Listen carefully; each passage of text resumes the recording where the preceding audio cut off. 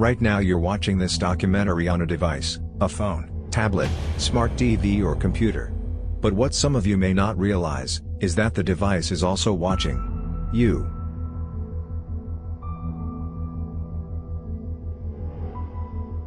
In this documentary film, we uncover secret systems and how they control us. Just like a computer, the human race has become a program, a living, breathing program that is controlled by a central user. The secret system. Over the course of the late 20th century and early 21st century, the digital age has taken precedence within the lives of every human on the planet. We now carry cameras and listening devices around with us in our pockets, GPS devices that track our every move.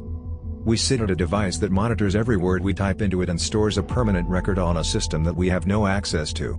Our lives are under complete surveillance by people we have never met, and due to the efforts of secret systems we have allowed all of this to happen. We strive to obtain the newest technology by willingly inviting these surveillance systems into our homes to monitor our very existence. According to Statista.com, as of 2020 there are 3.8 billion smartphone users. The average person will check their phone 96 times per day, roughly once every 10 minutes.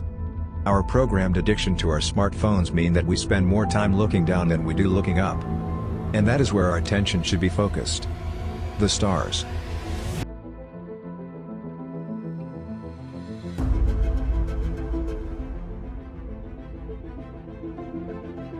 Records of chariots of fire or lights in the sky have been recorded far back in history.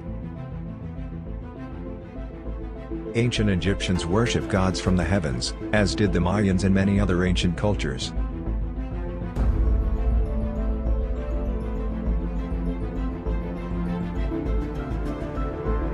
It wasn't until the late 19th century that these reports became more coherent and documented, as man began to explain the material and movements of the objects that they were seeing above them in much more detail.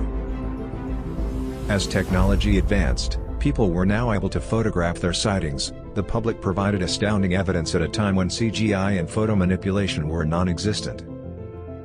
At this time in our history, social media and readily available internet access weren't available to spread these eyewitness accounts. To spread awareness of these events, national newspapers covered stories regularly, creating a buzz around the flying saucer phenomenon. Until one event that would completely change how the media reports on such sightings, and change the history of mankind as we know it. July 1947. Roswell. Well, after we got most of the craft on and the bodies cleared out of the impact area and onto the base hospital and to Hangar 84, we convened in Colonel Blanchard's conference room to determine how we're going to handle the press. After an alleged recovery of an extraterrestrial craft, the media reported the unprecedented event as a flying saucer recovered by the USAF. Quickly after, the news story was retracted. The public were now issued with a report of a downed weather balloon. This turnaround in information was one of the first recorded accounts of the government working directly to silence the national press, to essentially overturn a media article to their advantage. An alleged cover-up ensued.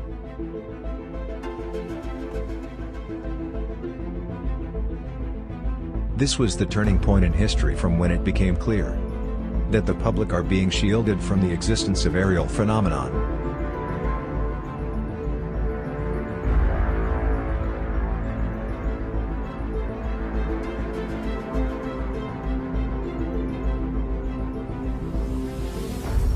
According to popular belief, the craft recovered at Roswell, New Mexico was housed near Groom Lake, Nevada, in a top-secret facility, better known as Area 51. The government denied the existence of Area 51 until 2013. Hollywood has long showed an obsession with Area 51. Welcome to Earth. From aliens to UFOs, it helped fuel a perception that the government has been holding on to top secret information about this remote facility in the Nevada desert. Until now, it had only really existed in places like the X-Files on television, but newly released CIA documents officially acknowledge the site for the first time. Annie Jacobson spent several years researching Area 51, publishing her findings in a book. This has kind of become a national pastime and a great debate, about aliens. And the locus of this is Area 51. The facility became renowned with ufologists around the world for housing not only recovered spacecraft, but the bodies of extraterrestrial beings. For decades this notion was just speculation. Until the summer of 1989, when one man would take the world media by storm. Well, there's several, actually 9 flying saucers, flying discs, that are out there of extraterrestrial origin. The live interview with the shadowy Dennis drew international attention. Portions were broadcast by radio in 6 European countries and in a nationally televised TV special in Japan. Actually 9 flying saucers, flying discs.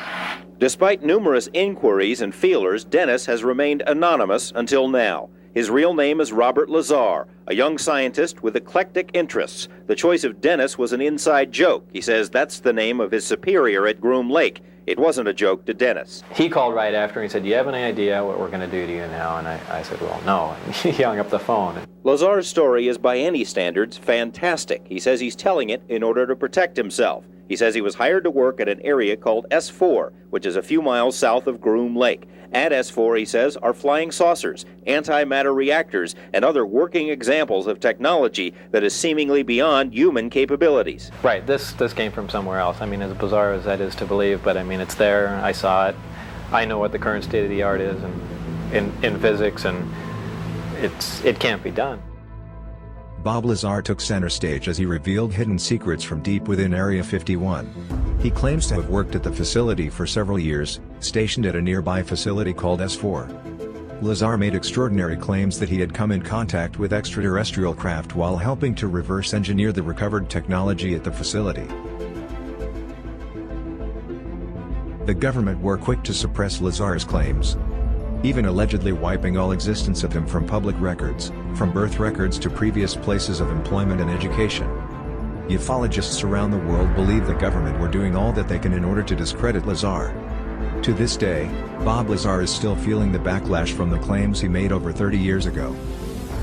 They came in and then they said, "There'll be a few other people coming here. Just got a couple questions to ask you." In a short time, the street filled up with vehicles and the building completely filled with agents. It was really something else. Did they identify themselves initially as Yeah, FBI? it was FBI identified themselves, then came in state police and a few other agencies. I don't remember who, but there were a lot. Talked a lot. Standing room only in the building. It was crazy. Yeah. Why did the government take such an interest in Bob Lazar? Are extraterrestrial craft visiting our planet? Do the world's governments know this and are keeping the information from the public? Hacker Gary McKinnon believed this very notion. And in 2002 he set out to find the truth in what would become known as the biggest military computer hack of all time.